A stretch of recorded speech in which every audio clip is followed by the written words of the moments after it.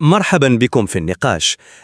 تخيلي معايا أنك فقتي الصباح وعندك في الجيب ديالك واحد العدد محدود جدا ديال العملات الذهبية.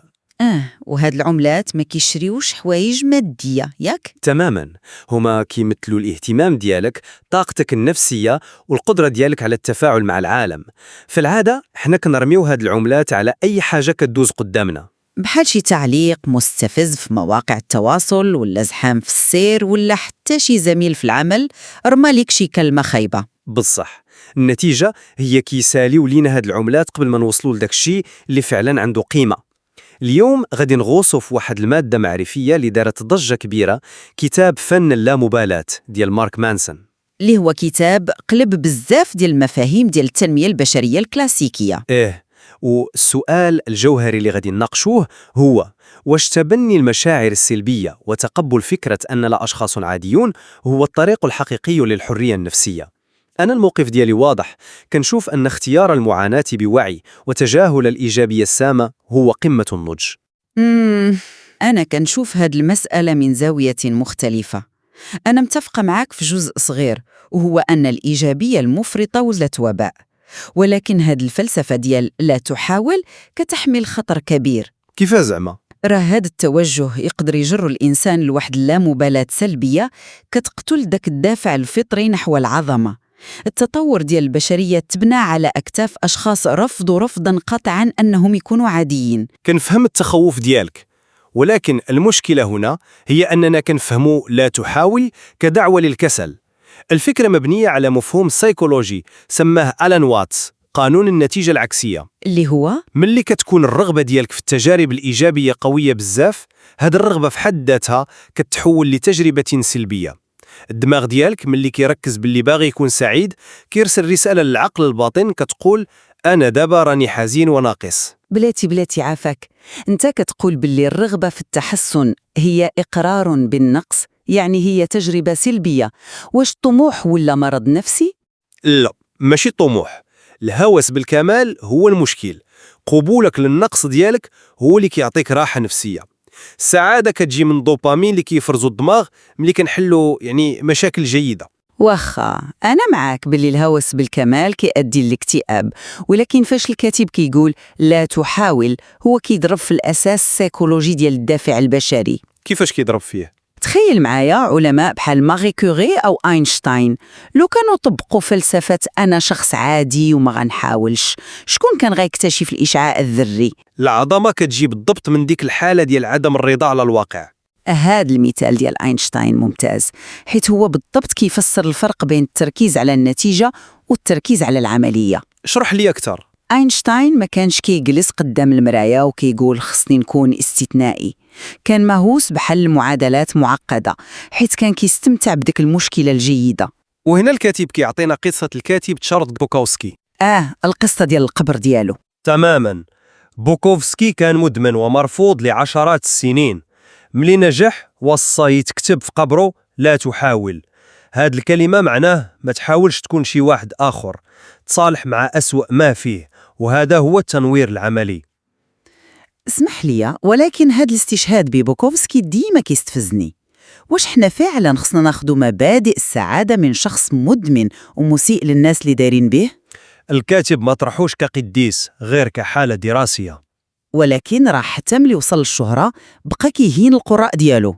واش هادشي هو التنوير العملي؟ أنا كنشوف باللي هادشي كيمجد الخلل الوظيفي، بحال يلا كنعطيو رخصة لراسنا باش ما نبدلوش مجهود أخلاقي نكونوا أحسن. أنا متفق معاك باللي حياته كانت فوضى، ولكن الفكرة ديال مانسون ماشي هي تبقى فاشل. الفكرة هي تتخلص من وهم أنك خصك تكون مثالي باش تعيش مزيان. وهنا كندخلوا في مبدأ حتمية المعاناة، اللي هو أننا مبرمجين بيولوجيا باش نعانيو، ياك؟ الدماغ البشري مبرمج يركز على المشاكل. السعادة هي اختيار نوع المعاناة اللي بغيتي. واش بغيتي معاناة ديال التدريب الرياضية باش تبني صحتك، ولا معاناة المرض؟ انت اللي كتختار. فكرة أن المعاناة حتمية حقيقة علمية، ولكن واش اختيار المعاناة بوحده كافي؟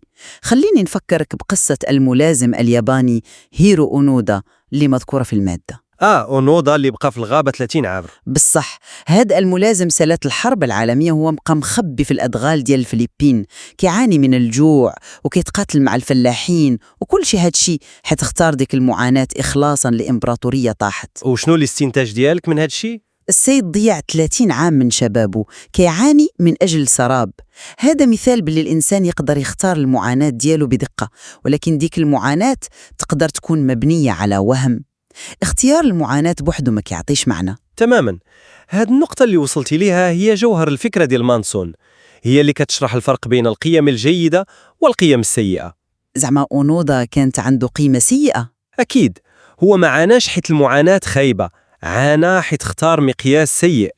القيم الجيدة خاصها تكون واقعية ويمكن لك تتحكم فيها داخليا، بحال الصدق ولا التواضع. والقيم السيئة؟ هي اللي معتمدة على عوامل خارجية ما عندكش عليها سيطرة، بحال السعي وراء المتعة اللحظية أو الرغبة في أنك تكون أغنى واحد.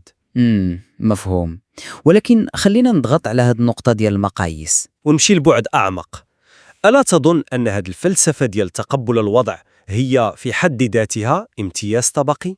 امتياز طبقي كيفاش؟ سهل على شخص حقق استقرار مادي يقول أنا غدا نهتم غير بالأشياء العميقة، ولكن شنو نقولوا لواحد الأم كتعاني مع الفقر أو الشاب كيعاني من التهميش؟ هاد الناس المعاناة مفروضة عليهم، متفق. إذن واش نقولوا لهم غيروا المقاييس ديالكم وتقبلوا العادية؟ زيد عليها قصة ديف موستين اللي يطردوه من فرقة ميتاليكا.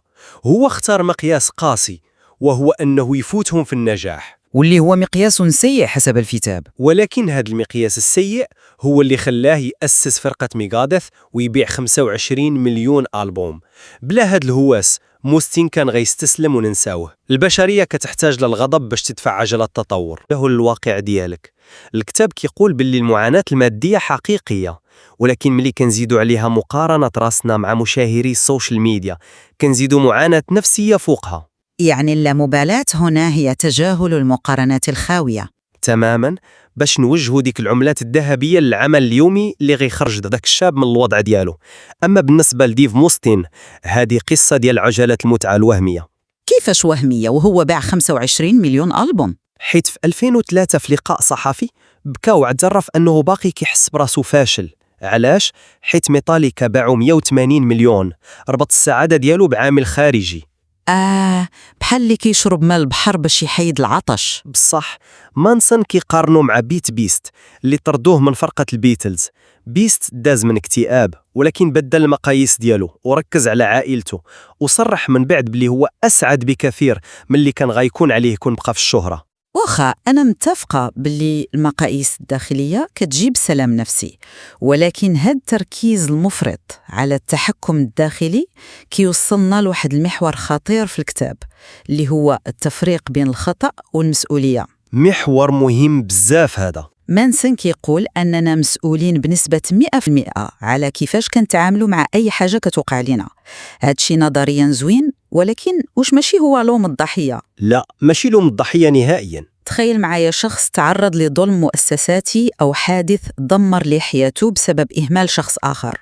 وش من المنطق نقولوا له شوف هادشي راه مسؤوليتك دابا؟ هادشي كيحيد العبء على المعتدي. هذا اعتراض مفهوم، ولكن المشكل كيوقع ملي كنخلطوا بين الكلمتين. الكتاب كيفرق بدقة بين الخطأ اللي مرتبط بشكون تسبب في المشكلة وبين المسؤولية اللي مرتبطة بشكون اللي خصو يتعامل معاها دابا. أعطيني مثال باش نفهم كتر. تخيل فلاح بسيط ضربته عاصفة ودمرت ليه المحصول. واش العاصفة خطأ ديالو؟ لا، هو ضحية ديال الطبيعة. ولكن واش هادشي مسؤوليته دابا؟ أكيد خصو ينوض يخدم. تماما. يلا قدرس كيبكي ويتسنى العاصفة تعتذر ليه، غادي يموت بالجوع. تحمل المسؤولية هنا قمة التمكين. ملي كتقول أنا مسؤول على الخطوة الجاية كتسترجع القوة ديالك. لوم الآخرين وخا يكون مبرر ما كيحلش المشكلة. هاد التشبيه ديال العاصفة مقنع حيث الطبيعة ما عندهاش نية سيئة، ولكن ملي الخطأ كيكون من مجتمع أو نظام، تركيز المطلق على المسؤولية الفردية كيقدر يتحول الوسيلة باش المجتمع يتهرب من المحاسبة. متفق بلي التغيير المجتمعي ضروري، ولكن الكتاب كيهضر على النجاة النفسية للفرد وسط عالم غير مثالي. هادشي كيوصلنا للحل النهائي اللي كيطرحه الكتاب في الفصل الأخير، الوعي بحتمية الموت. اللي هو أداة ديال التحرر. إيه، ملي كنفهموا أن الوقت ديالنا محدود، ديك العملة الذهبية كتولي غالية. الموت كيخدم بحال شي مصفات للقيم ديالنا. كيجيك الضحك تضيع طاقتك حيت مديرك ما ابتسمش ليك. كنظن أننا وصلنا لنقطة التقاطع هنا. أنا متفقة تماما في أهمية تنقية القيم ديالنا والتخلص من ديك الإيجابية السامة. الوعي بالموت فعلا كيرتب لينا الأولويات باش ما نضيعوش وقتنا في التفاهات. وهذه هي اللامبالاة الحقيقية، تبالي غير بما هو جوهري بصح. ولكن رغم هاد الشيء كنبقى متمسكة بالتحذير ديالي.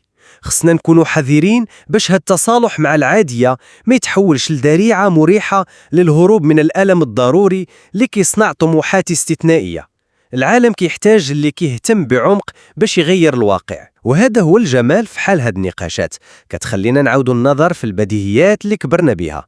واش نحافظوا على عملات الاهتمام ونقبلوا محدوديتنا، ولا نعانقوا غباء الطموح وخا يحرقنا؟